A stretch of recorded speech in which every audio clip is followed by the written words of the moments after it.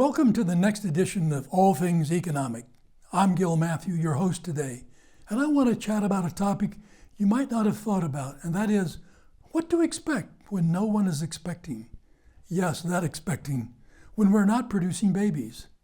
The current rate of births in the United States is about 10.5 births per thousand. In 1970, that number was 19 births per thousand. Jonathan Last did a brilliant job of exploring what he describes as America's coming demographic disaster. The population bomb never exploded. Instead, statistics from around the world make clear that since the 1970s, we've been facing exactly the opposite problem. People are having too few babies. Population growth has been slowing for 2 generations. Globally, the birth rate is down to 17 births per thousand, while it was 35 births per thousand in 1970. The world's population will peak and then begin to shrink within the next 50 years. In some countries, it's already started. Japan, for instance, will be half its current size by the end of the century. In Italy, there are already more deaths than births every year. China's one-child policy has left that country without enough women to marry its men, not enough young people to support the country's elderly.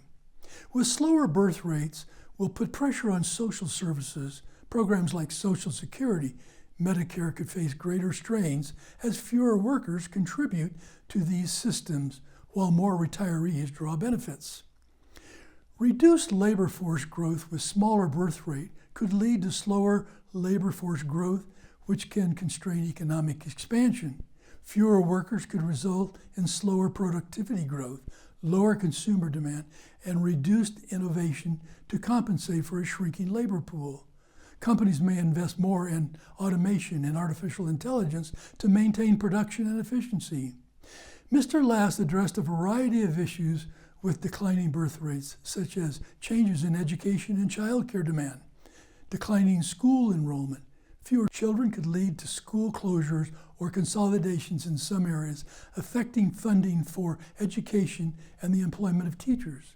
Shifts in childcare needs with fewer children demanded for childcare and child-related services may also decline, impacting industries that cater to younger families. Urban versus rural population shifts. Migration to cities as smaller towns and rural areas experience population declines due to lower birth rates. There may be an acceleration of migration toward larger urban centers.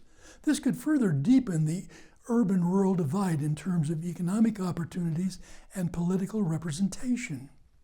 Potential for policy shifts. Governments may introduce incentives to encourage higher birth rates, such as paid parental leave, subsidized childcare, or tax breaks for families. Retirement age and pension reforms. As fewer young people enter the workforce, policymakers may need to raise retirement age or reform pension systems to ensure long-term sustainability. The housing market adjustments. Demand for different types of housing with an aging population and fewer families with young children. Demand may shift towards smaller homes, senior living facilities, or multi-generational housing setups. Cultural and social changes. Changing family structure. Fewer children might lead to changes in family dynamics, with smaller family sizes become the norm. This could alter cultural expectations around parenting and caregiving. A potential decline in consumerism, with fewer children spending on child-related goods and services, impacting industries like toys, education, and child fashion. In the long term, a slowing birth rate could reshape the U.S. economy and society, promoting shifts in policy and lifestyle.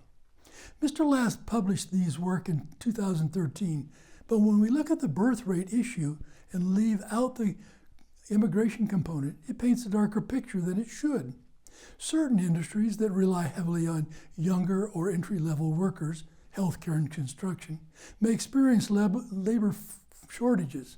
But with increased immigration, we might have the workforce, but that could leave a population issue in the more developing nations. For the United States, we have some heavy considerations to make around this issue of the declining and shifting population. The future of Social Security in the U.S. is a topic of concern due to these demographic changes. Economic trends and policy debates. Aging population as the baby boomers generation retirees, the ratio of workers to retirees is expected to decline. Fewer workers will be contributing to Social Security relative to the number of people receiving benefits, putting financial strain on the system. Increased life expectancy. People are living longer, which means they will draw benefits for more years, increasing the overall cost of the program. Trust fund depletion. The Social Security Trust Fund is expected to be depleted by 2034-35 if no changes are made to revenue or benefit structures. After that, Social Security will rely solely on current payroll taxes, which might only cover about 75 to 80% of scheduled benefits unless reforms are enacted. Potential solutions to address the funding gap. Potential reforms could include raising the payroll tax cap, currently only earnings up to a limit of $160,000 are subject to Social Security taxes. Raising or eliminating the cap could increase funding. Raising the retirement age, increasing the full retirement age beyond 67 would reflect longer life expectancies and reduce cost. Benefit reductions. Benefits could be reduced either across the board or for high-income individuals. Prioritization or partial prioritization. These have been discussions about allowing workers to invest part of their Social Security in private accounts. Though this idea is controversial, cost of living adjustments, the COLA, Social Security benefits are adjusted for inflation, but there could be changes in the way inflation is calculated, potentially reducing future benefits. Means testing could be used to reduce or eliminate for wealthier retirees in order to focus on lower income beneficiaries. Universal Basic Income, UBI. Some discussions around long-term solutions include shifting towards UBI, which could replace or supplement traditional Social Security benefits. Both political parties recognize that reform is necessary to ensure the long-term solvency of Social Security, though they differ on the best approach. Reforms may come in the form of tax increases, benefit reductions, or a combination of both. Social Security is extremely popular with voters, making drastic changes politically challenging. However, incremental changes are more likely as the financial pressure on the program increases. As to automation and artificial intelligence, potentially reduce the need for human labor. There might be fewer workers paying into the system. This could either put further strain on the Social Security or lead to new revenue structures like taxes on robots or AI-driven businesses.